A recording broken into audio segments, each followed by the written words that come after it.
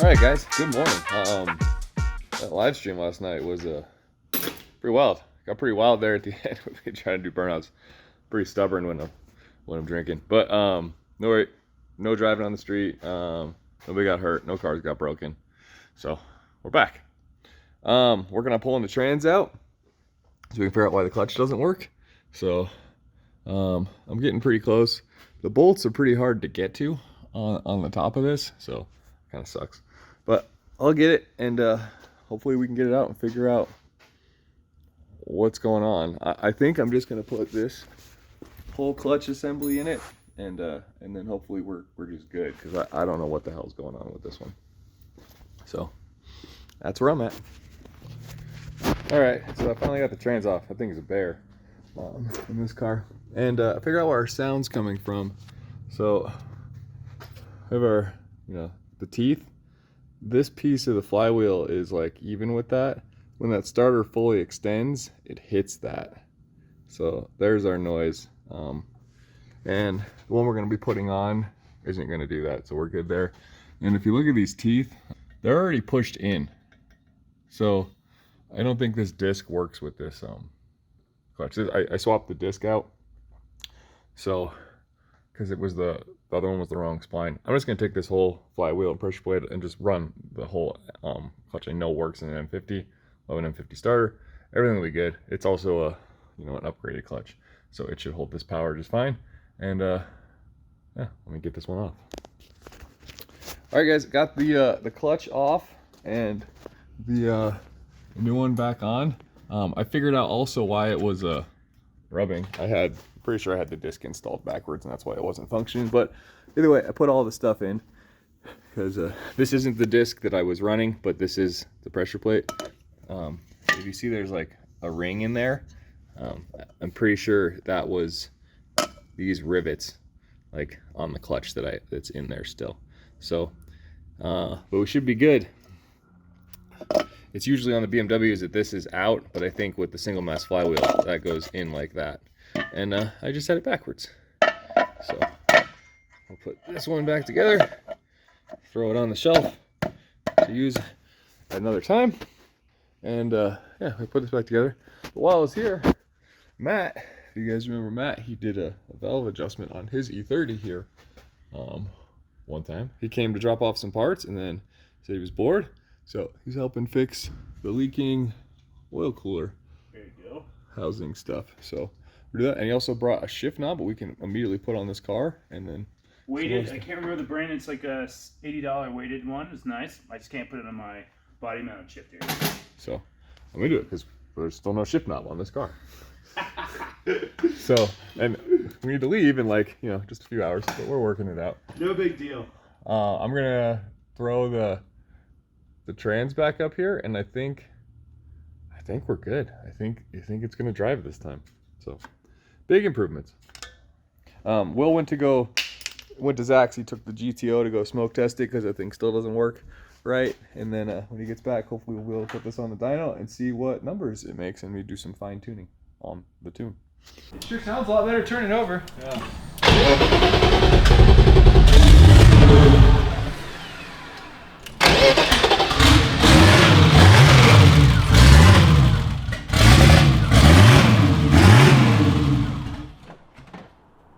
I'm back, guys. I'm hungover, but I'm back. Thanks for tuning into the live stream yesterday. It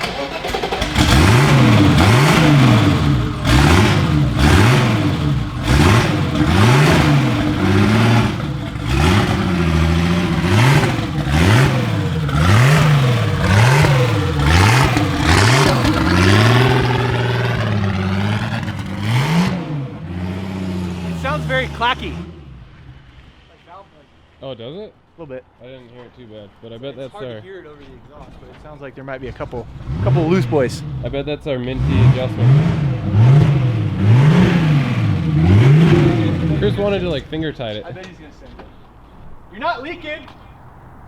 There's not like oil trails. You're also not running currently. He'll get it.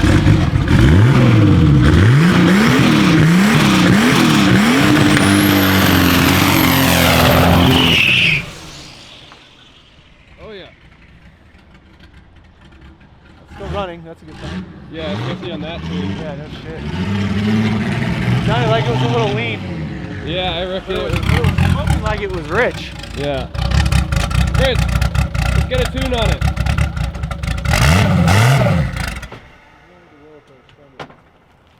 This is. Do you want to just like repeat roadkill for the first year? Yeah. Might as well make it a trend, huh? Yeah.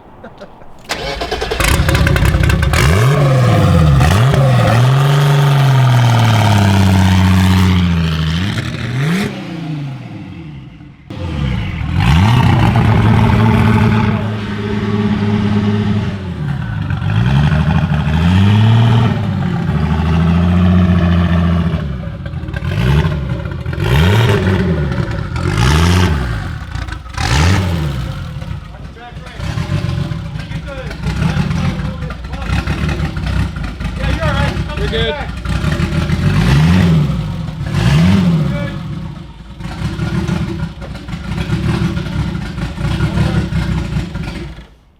Alright guys, it's about to be strapped to the dyno. GTR Will over here is doing what he does. Yep. You guys saw in the last video or in the live stream, it runs. We fixed most of the little issues that we thought it had, and now we'll see how much power it makes. Guesses. Yeah, put your guesses down below in the comments. Well, that too, but I was talking about you guys. Well, Chris wants 400. He's not getting it on that boost level. We don't know. It We'll could see. flow enough, right?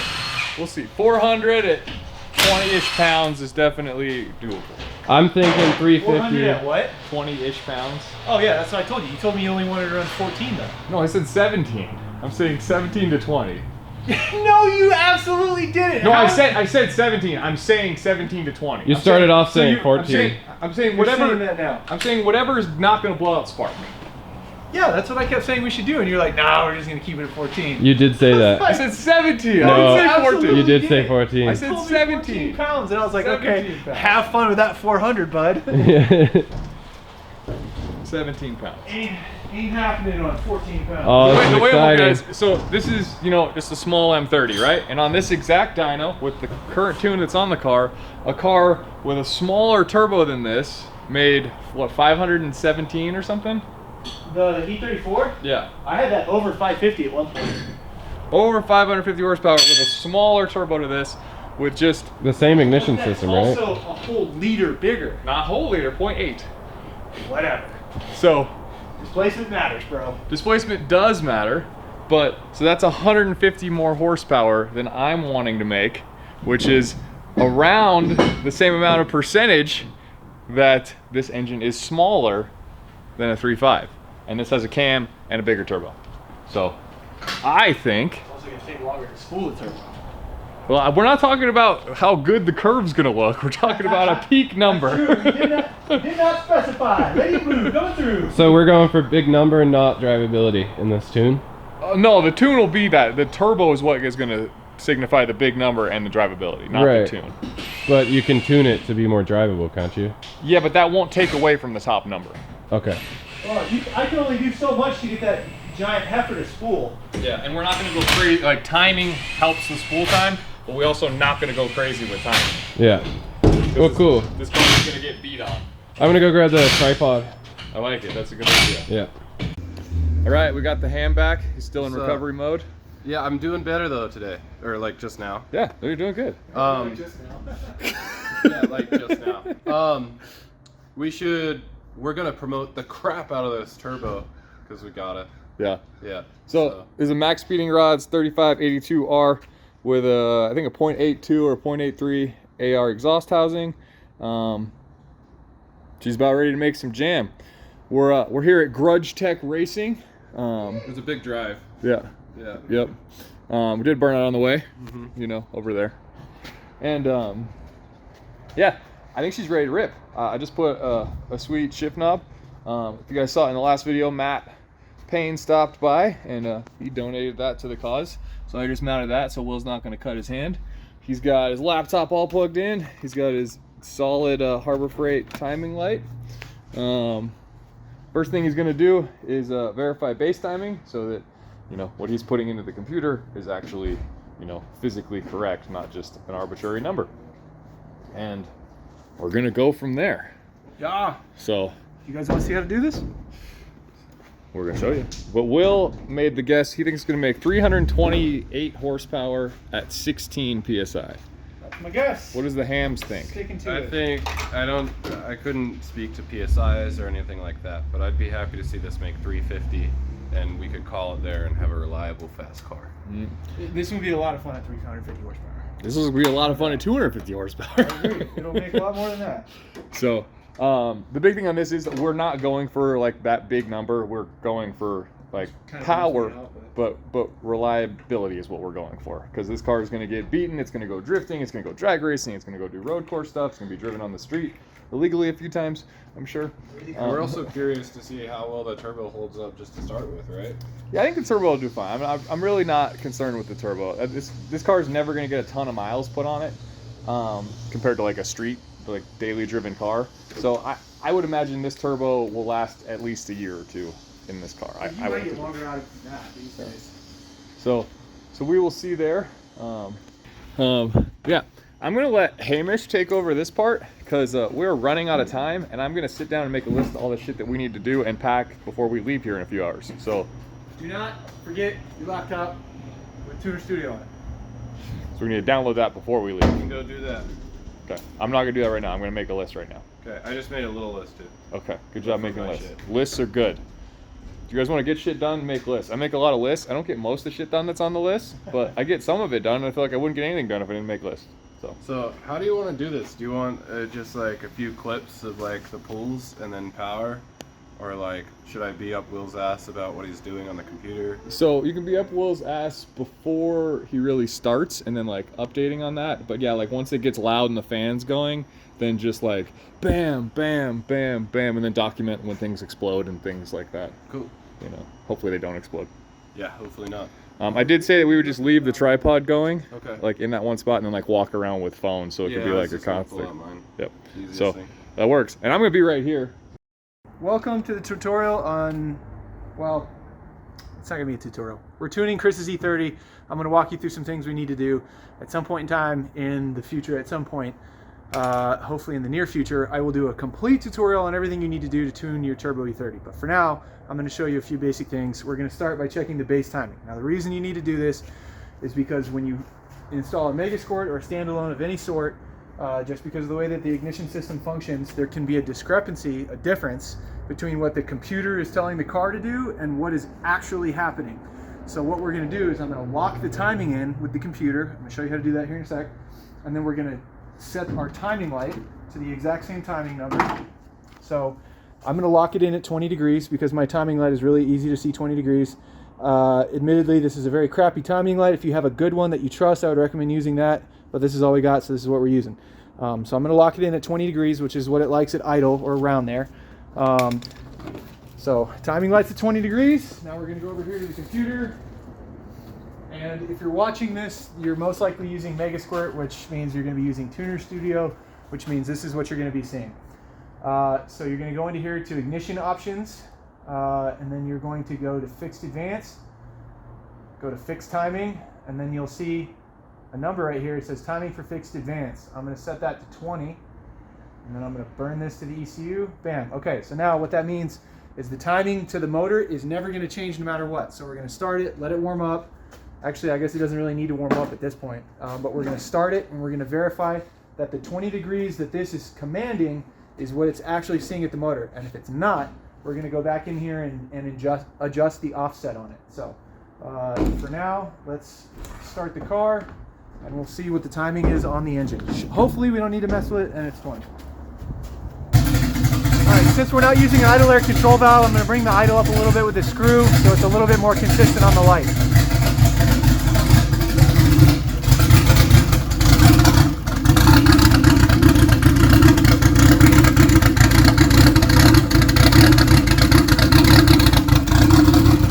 Okay, so one thing I forgot to mention is before you do this process, what you need to do is turn your motor over and look on the inside of the trigger wheel, the crank pulley, and you're going to see an O, a line, and a T. You want to mark that. The line is raised So try to mark it with like a whiteout or a paint marker or something like that so you can see it really easily with the timing light, and do the same thing to the corresponding mark on the timing cover. Now I highly doubt you're going to be able to see it in this video because it's really tucked in there, but the idea is that when you shine the light on it, every time this number 1 plug wire fires, okay, so we've got our inductive timing light hooked up to the number 1 right here. Every time it fires, you want those 2 marks to be lined up. If it's not, what I'm going to do is I'm going to adjust the timing light either backwards or forwards, and you'll watch the mark move. And so let's say I have it at 20, and then I have to back it off to here. Okay, well that means that I need to subtract 4 degrees of timing on the computer to make it actually command the correct amount of timing. But we'll get into that here in a sec. Right now, what I need to do is mark the timing cover so I can actually see it, because I forgot to do that. And it's actually really difficult to get to, so I'm hoping I can reach in there with my fat hands.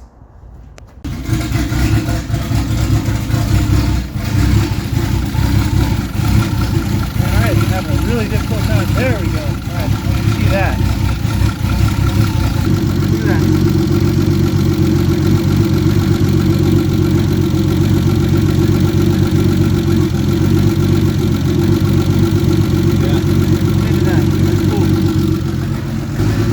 Okay, so it was 1 degree off, which isn't a huge deal, but we wanted this to be dead accurate.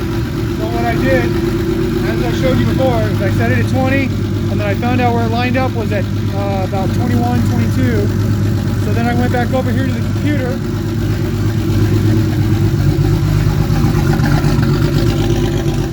Go into your trigger wheel settings. Your tooth number 1 angle, I added 1 degree to it. So this was at 85. I put it at 86, and now the timing lines up perfect. So now we know that what the computer is telling us to do, or what the computer is telling the engine to do, the engine is actually seeing. So now we know that any changes that I make are going to be accurate. Can we go check out the timing light? See how that looks? Yeah, you want me to adjust it? Just show it lining up. It lines up perfect.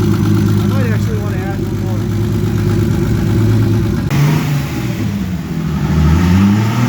All the fans.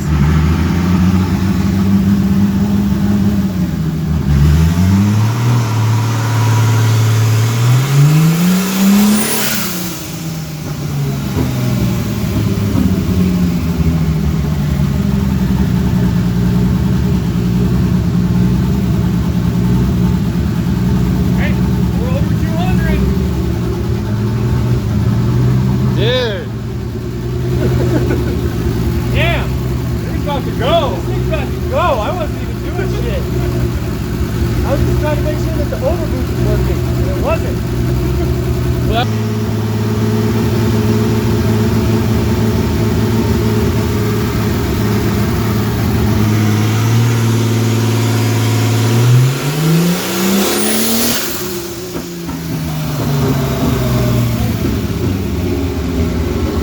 That was damn near 400. What? The overboost is getting weird. So, Will, you want to change your number? This thing is making some fucking jam, dude. 47. Actually, this is 400. I reckon it's the Shrek cam. A big ass turbo, yeah. Nah, it's all the cam. MaXpeedingRods. Yeah. Thanks, Aaron. Thank you, Aaron.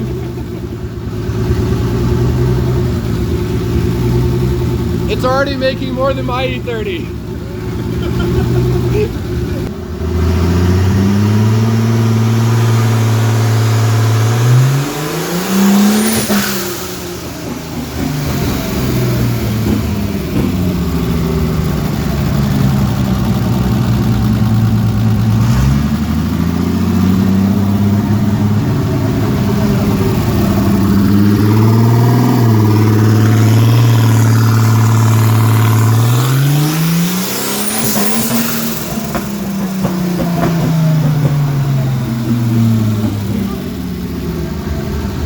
Making sure the overboost protection is working. I don't want to send this fucking rod to China. I've got it at 180 right now because it wasn't able to hold it. It wasn't able to hold one bar.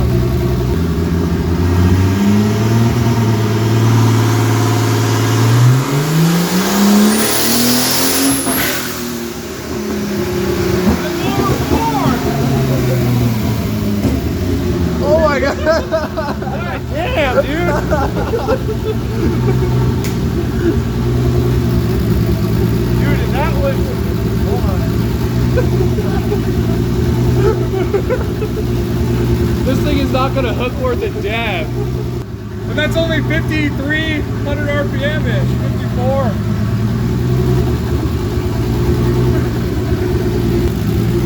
That was about 16 pounds of boost.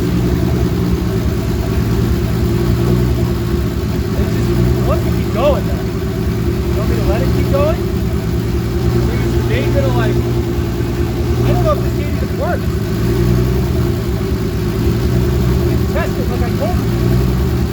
Be very clear. You're telling me to run this until spark flows out. No, I don't want to go higher than 20. I'm hoping the gate is lower than that. Or else I'm hoping the gate even works. Yeah, I'm not even able to like drive the car. I don't even know if the gate works. All right, guys. So what we were doing those poles. We never got a full one because Will was just setting the overboost protection on the ECU, and we just kept upping it, and just the gauge just wasn't opening. So we don't know what spring is in this. I never pulled the wastegate off this manifold, so it's whatever this dude had on his M20 a long time ago. But this is our boost controller right here. We took it off and just unioned it, so we would just be on gate for now. And on one of those pulls, this just must have blown off, so we essentially didn't have a wastegate for all that time, and that's why we've now hit 20 psi a shitload of times.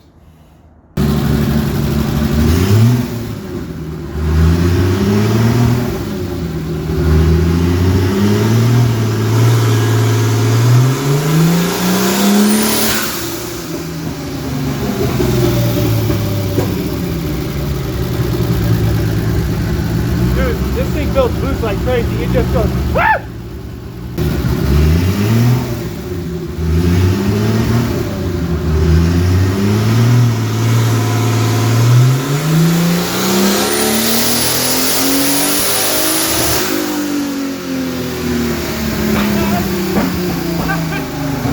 Did it work? Got a 20-pound spring in it. Yeah! Got more in it, dude. It's got more in it. The wastegate is 20 pounds on the nose. Sweet! You don't even need a boost controller. You don't even need a boost controller. I heard the gate open, it went up, it locked in, and it just went straight across. Yeah, it's 100 more than you thought. I am impressed. I did not think there was any way in hell we could make that much. Seriously, like, dude, I've done M20 turbo stuff for a long time. I did not expect this thing to make over 400. I was like, to be fair though, I said it was gonna make 3 whatever at 16 pounds, and it made 430 at 20 pounds. So take 15 horsepower out for every pound, so it made 370 something at 16. So I wasn't too far off, but. So you're tuning like the data log now?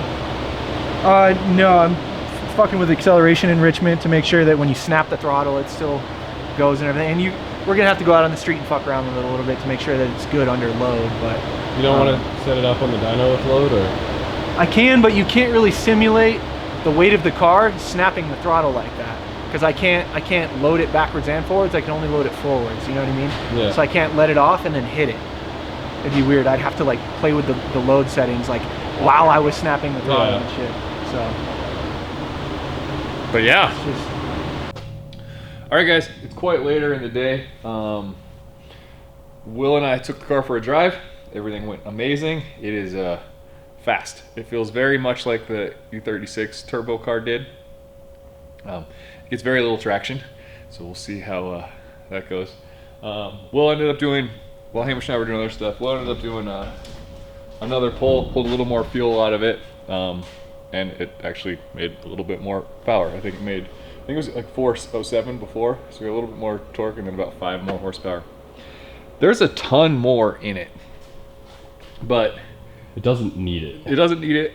God, I'm hailing some fiberglass, and that's rough.